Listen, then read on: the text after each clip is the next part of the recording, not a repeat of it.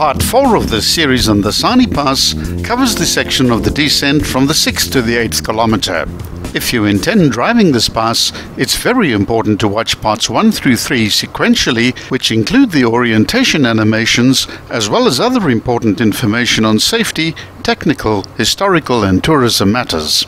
The Ukashlamba Drakensberg Park is a World Heritage Site in KZN. It covers 243,000 hectares. It spans parts of both South Africa as well as Lesotho. The park includes the Royal Natal National Park and the Drakensberg National Park. Both provincial parks fall under the umbrella of Ezemvelo KZN Wildlife. A particularly severe drought in the early 1930s led to the construction of the bridle path system in Basotholand. It provided work and food for the starving Basotho people, as well as to open up the mountainous areas. Major Harry Smith, the police officer in charge of Bokotlong, sat on a rock at the top of the Sani Pass and without standing up counted 60 dead animals. They had all died of exhaustion or starvation after climbing the big pass. He thus got permission to build the bridle path down into Natal, a distance of 16 kilometers. He accomplished this for the princely sum of £60.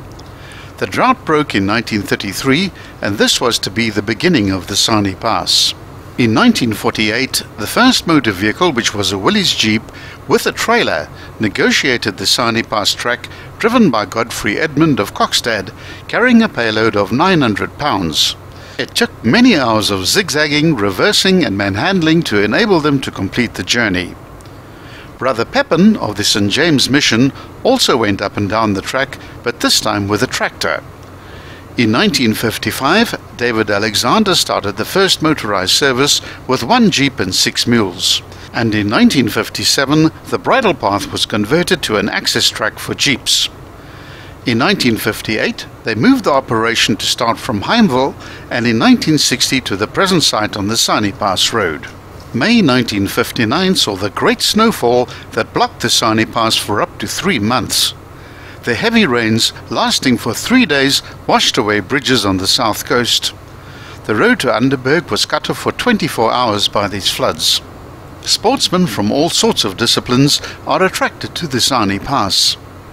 The Sani Dragon MTB race is one of the few events which takes place in a World Heritage Site and is undoubtedly one of the hardest MTB events in Southern Africa.